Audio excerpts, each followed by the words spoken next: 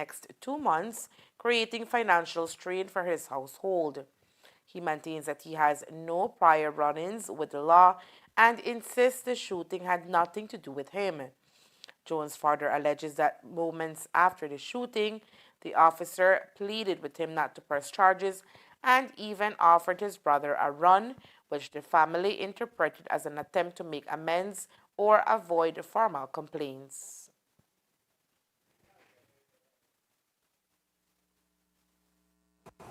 No, it looked like they reach aggressive and they slap my little brother, the little one with the minor.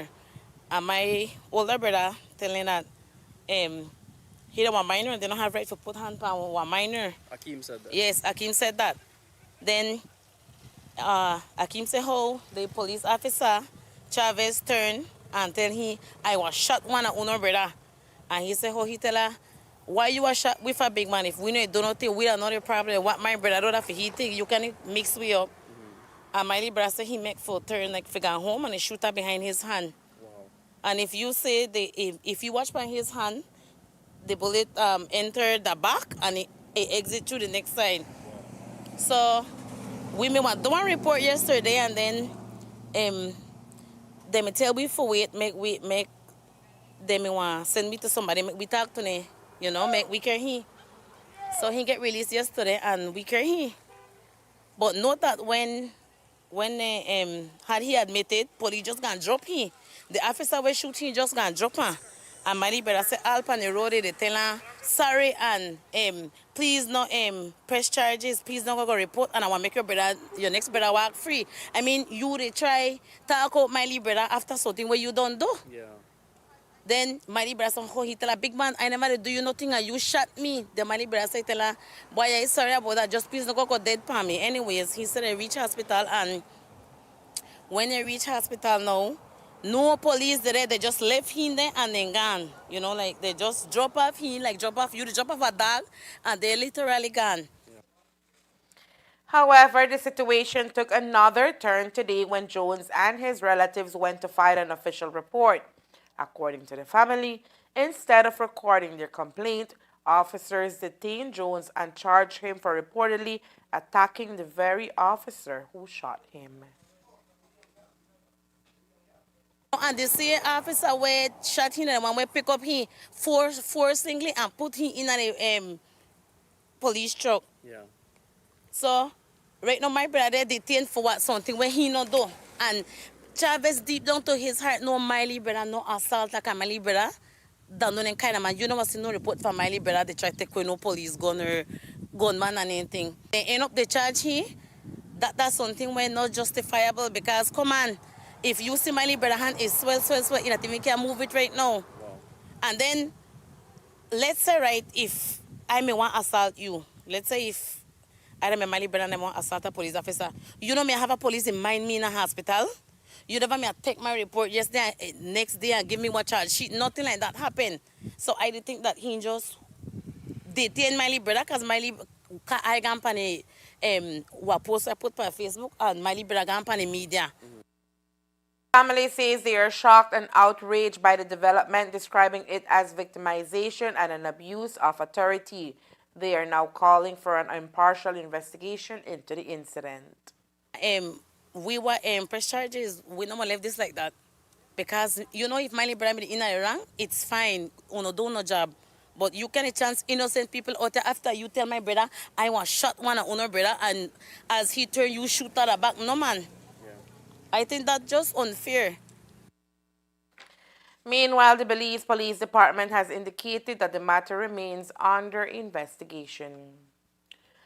In a developing case in southern Belize, authorities have formally charged a 37-year-old Nicaraguan national, Raul Sergio Flores Iden, with the murder of Elias Adelmo Bejerano. The incident occurred last Sunday in Cowpen village located within the Stan Creek district. According to police reports, Bejerano was fatally attacked while walking home in the San Juan Cowpen area. The victim, a local resident, was reportedly ambushed, resulting in multiple machete wounds. Emergency services responded promptly to the scene, where they discovered Bejerano lying on the street with severe injuries. Deputy Police Commissioner Alberto Romero confirmed that a person of interest has been detained in connection with the case. Speaking about the investigation, Romero stated, on Saturday, law enforcement responded to a machete assault in the San Juan area. Upon arrival, officers found a man with multiple machete wounds. The victim, identified as Elias Bejarano, was returning home from a nearby bar when he was attacked. He was transported to the hospital but was pronounced dead upon arrival. We have a suspect in custody regarding this incident. Well, it's a complicated, challenging investigation because it does not have root only in Belize. So it's a Reports have surfaced regarding a group of BPO employees involved in credit card fraud schemes, prompting a significant police investigation. When questioned about the issue, Prime Minister John Briceño assured the nation that those responsible for these illegal activities would face rigorous legal action. However, upon speaking with the police commissioner, he clarified that apprehending the suspects is more complex than it appears. The police would require assistance and collaboration from external agencies to effectively tackle the issue.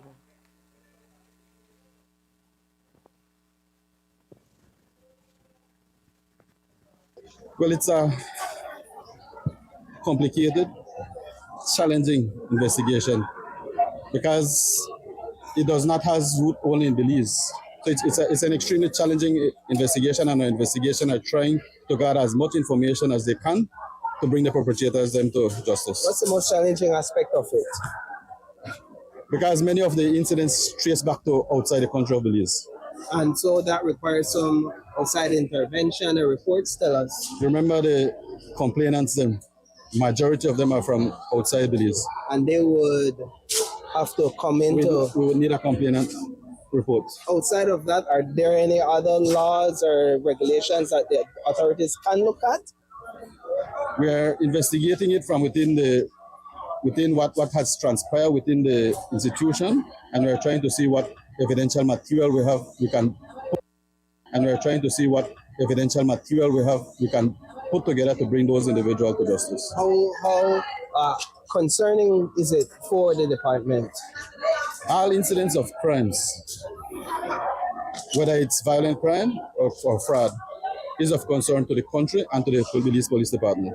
Reports are that you all have been able, through operations, to identify certain or alleged operatives from within the BPO sector and otherwise. What's the challenge there if you know who they are? The investigation is ongoing at this moment. Several individuals have been interviewed, and the investigation is ongoing. What's the FIU's involvement in this? In all financial crimes, the Belize Police Department have always engaged our counterparts, the Financial Intelligence Unit. And is that the case with this one? Like I mentioned, in all financial crimes, we have engaged the FIU. Anna Ramos, the 13-year-old first farm student from St. Matthew's Village who went missing on Friday last, is tonight back home safe, according to police. Reports indicate that Anna was found here in the north. Yesterday, when we spoke to the child's mother, she had indicated that Anna was last seen on Friday afternoon around 3:30 boarding a bus at the Belmopan terminal along with an unidentified male individual. Reports to her family thereafter suggested that she had gotten off the bus somewhere in the area of San Joaquin in the Corozal district. Coming up next, 2 weeks after a fire destroyed their home, the Escobar family is asking for your assistance to rebuild a place for them to live. Stay tuned. The Orange Walk Town Council is inviting applications from suitably qualified and motivated individuals to fill 5 garbage fee collector positions within our revenue department. Minimum requirements: high school diploma, friendly and people-oriented personality, tech-savvy, must own reliable transportation, preferably a motorcycle, honest and dependable. Interested applicants are asked to submit the following documents: application letter, copy of high school diploma, valid social security card, 2 character references. Applications must be submitted in person to the Orange Walk Town Council office by February 20th, 2026. Join our team and contribute to keeping Orange Walk clean and organized.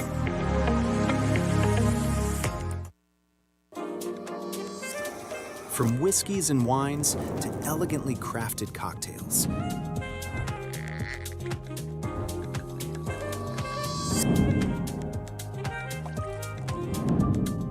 Paired with charcuterie boards and perfectly seasoned steak bites, and much more.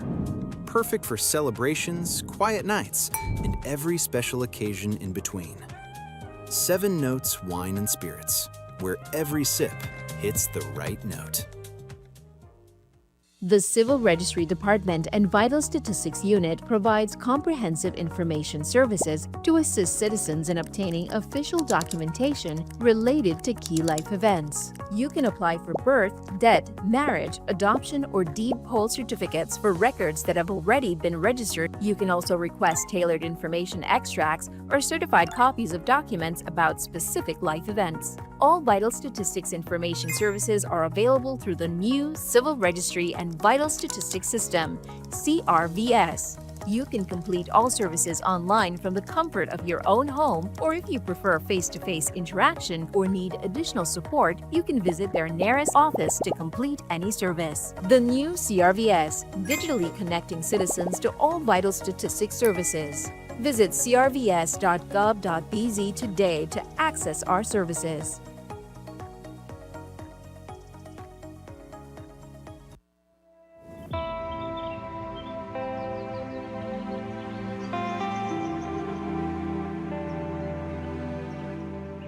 There's a saying I often return to, and that is a Chinese saying, that says, the best time to plant a tree was 20 years ago.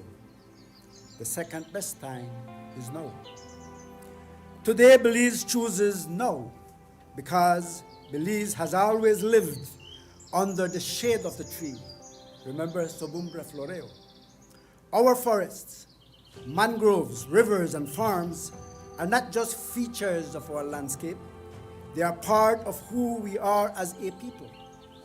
They protect us from storms, feed our families, support livelihoods, and anchor our resilience in a changing climate. But we also know this truth. What we do not protect, we will eventually lose. Greening Belize, 1 million trees for climate and sustainable development. Our forest cover is declining, especially after the fire season. What will be achieved?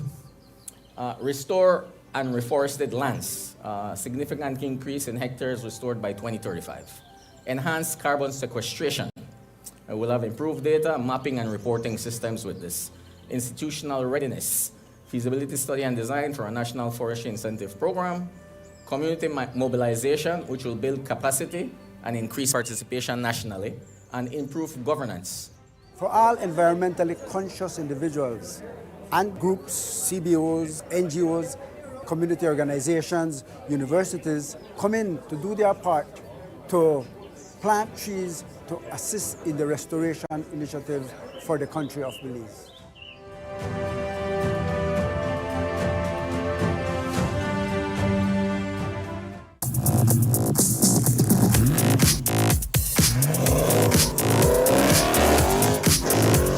When speed matters, every second counts. Get ahead with ExpressNet. Fast, reliable, ready when you are.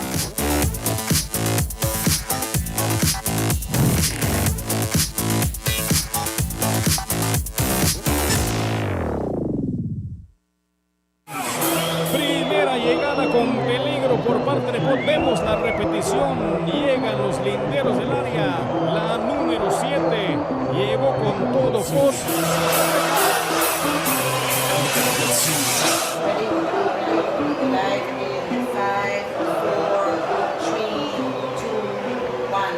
Estamos en vivo, en directo a través del canal 53 de Centar. Izquierda viene cámara. El número 7 saca el disparo largo. El disparo de cámara.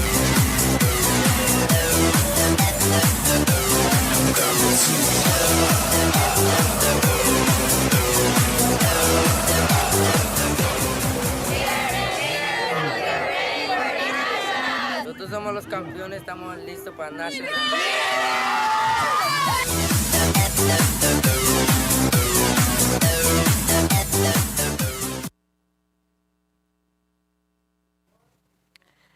2 weeks after a devastating fire destroyed their home, the Escobar family from the Uniontown area is appealing to the public for assistance as they work to rebuild their lives. The blaze, which occurred in late February, completely destroyed the Escobar family's residence and another nearby home. In the aftermath of the fire, the family lost all of their belongings, leaving them with little more than the clothes they had at the time. Now the family says they are determined to move forward. They have begun constructing a new dwelling in another area, but say progress has been slow due to limited resources. According to the Escobar family, they are in urgent need to support in the form of building materials, monetary donations, and household items to help make their goal of rebuilding a home a reality.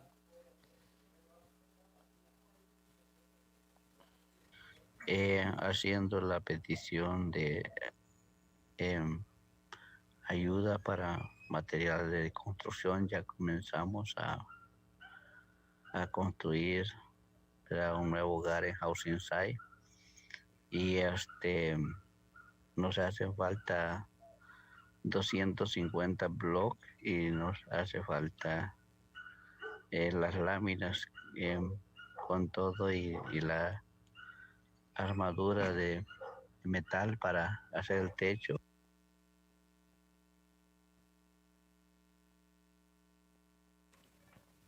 Despite the challenges, the family remains hopeful that with the support of the community, they will be able to once again provide a stable home for their loved ones.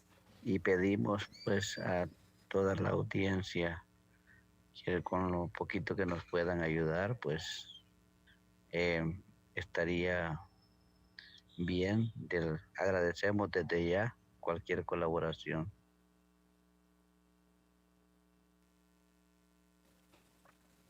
Anyone wishing to assist the family can do so by contacting them at 627-3335 or 633-9365. The Escobar family says they welcome any donation towards their goal and would greatly appreciate any support from the public as they work to rebuild after the fire. The Elections and Boundaries Department has launched an intensive training program for election officers as Belize gears up for the upcoming municipal elections scheduled for March 2027. The initiative comes in response to recent adjustments to electoral boundaries that impact several key towns across the country.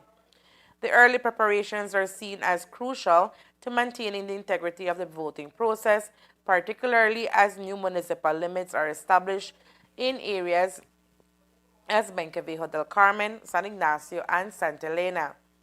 These boundary changes underscore the importance of meticulous planning to ensure that voter lists are accurate and up to date. Chief Elections Officer Josephine Tamay emphasized that hands-on field exercises are currently underway to familiarize officers with the revised borders. In addition to officer training, residents are being urged to confirm their voter registration status to avoid any potential discrepancies come election day. Authorities stress that verifying voter details now will contribute to a smoother electoral process and bolster public confidence in the upcoming municipal polls.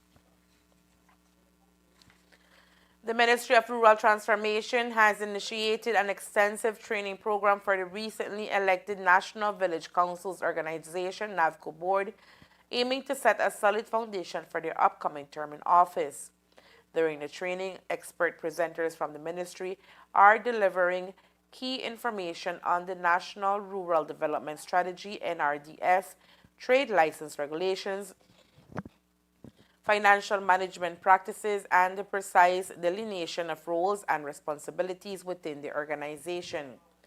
When we spoke to NAVCO's president, Rossi Chan, a few days ago, she told us that these components are critical to ensuring the board's efficiency and transparency in governance.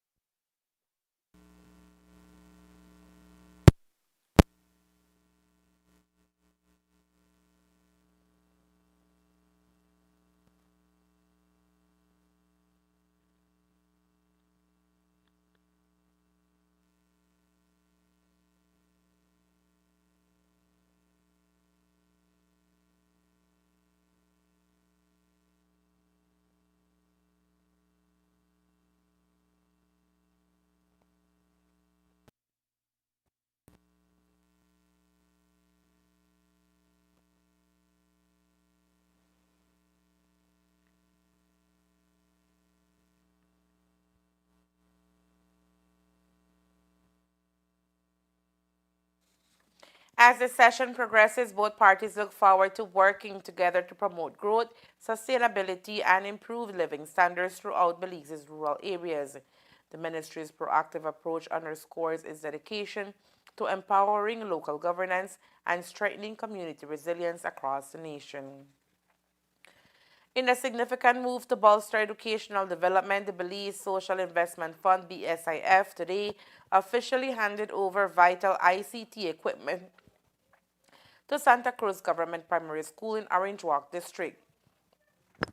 The event was attended by Orange Walk North Area Representative Honorable Ramon Manchester-Vantes, who expressed his support for the initiative.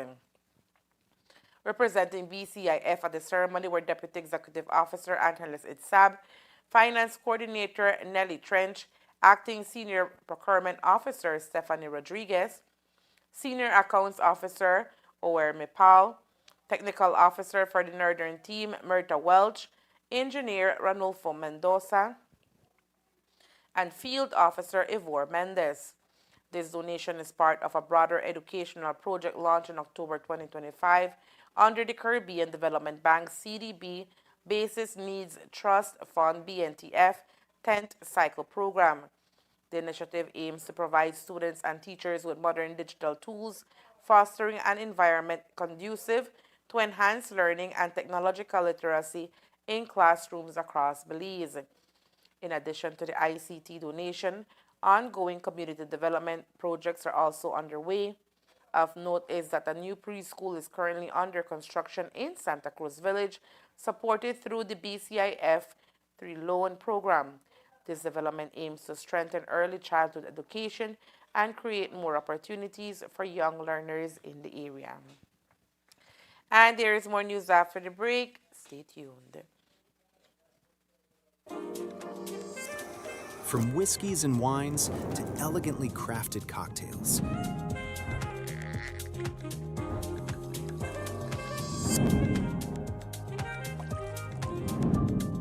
Paired with charcuterie boards and perfectly seasoned steak bites, and much more. Perfect for celebrations, quiet nights, and every special occasion in between. 7 Notes Wine and Spirits, where every sip hits the right note.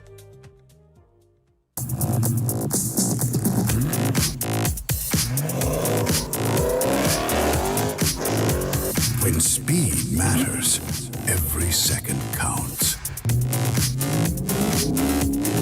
Get ahead with ExpressNet. Fast, reliable, ready when you are.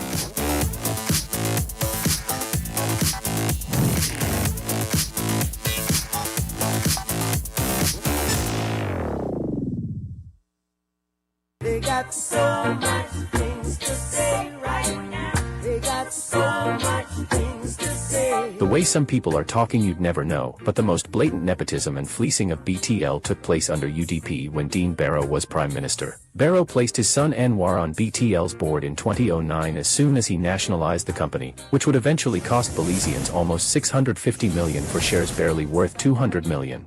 By 2014, Anwar was appointed executive chairman with extravagant salary and perks. Under him, BTL spent wildly on ventures that did not materialize and never brought any returns. Under the Barrows, BTL's profits plummeted from $38 million in 2009 to $17 million in 2019, and $10 million in 2020, as the company hardly paid dividends to government and people of Belize. Anwar Barrow has no moral authority to talk about BTL, as it was under his nepotistic rule, appointed by his father, that BTL was most blatantly fleeced. They got so much things to say right now. They got so much things to say. Finally, a postpaid plan for 3 people. Introducing Smart Trio. Why pay for mobile service alone when you can share and save? Get unlimited national calls, texts, plus 100 gigabytes of shared data. And the best part?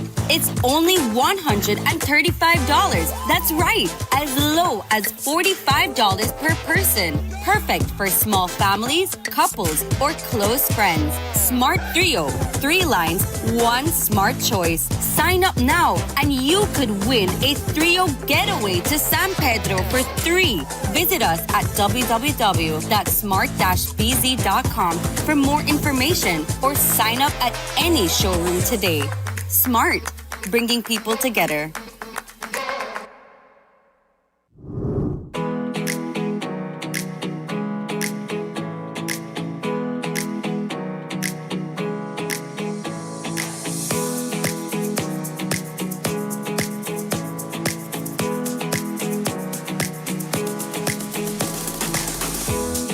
This building that we have gotten, the Welcome Center, is not just walls and it's not just here to beautify the Punta Gorda town and as an extension the Toledo district and Belize, but it's also here to play a main purpose and a role, and that is to continue to promote our tourism sector in Belize.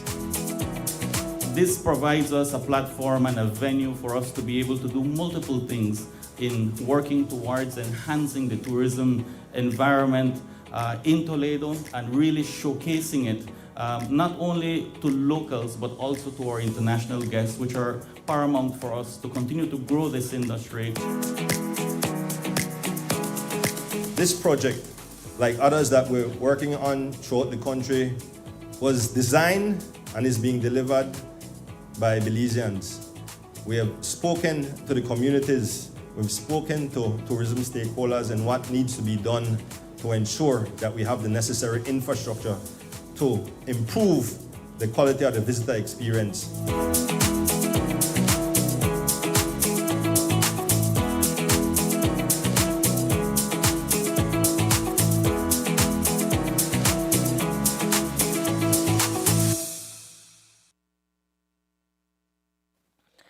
And Tuesday, March 3rd, 2026, Chief Executive Officer of the Ministry of Blue Economy and Marine Conservation, Beverly Wayne, met with newly appointed Rear Admiral Gregory Sabaranis of the Belize Coast Guard, BCG.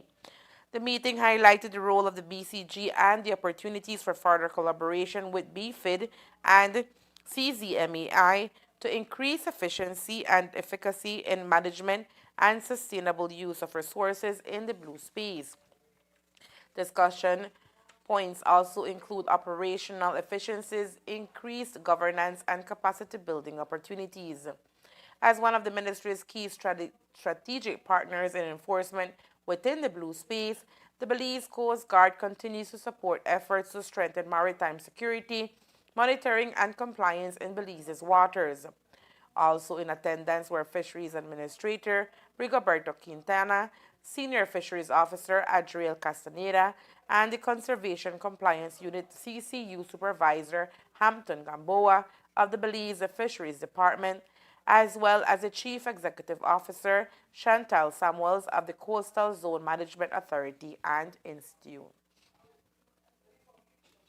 The Ministry of Health and Wellness, through the National Mental Health Program, conducted a psychological first aid PFA training focused on grief, bereavement support, and self-care for frontline responders.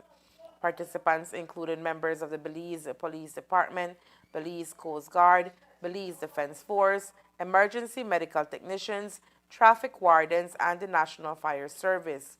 The training was held in collaboration with the Ekan School of Medicine at Mount Sinai, New York, and facilitated by resident psychiatrist Dr. Parnas Dagigi and Dr. Kaya Peterson. Of note is that psychological first aid equips responders with skills to recognize stress reactions after traumatic events, provide immediate emotional support, assist grieving individuals and families, and strengthen their own resilience and coping strategies.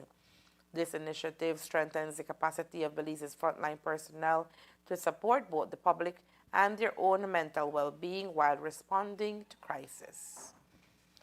And that's the news. We invite you to join us for another newscast on Thursday, March 5th, here on CTV3 News and Facetime FM 106.7.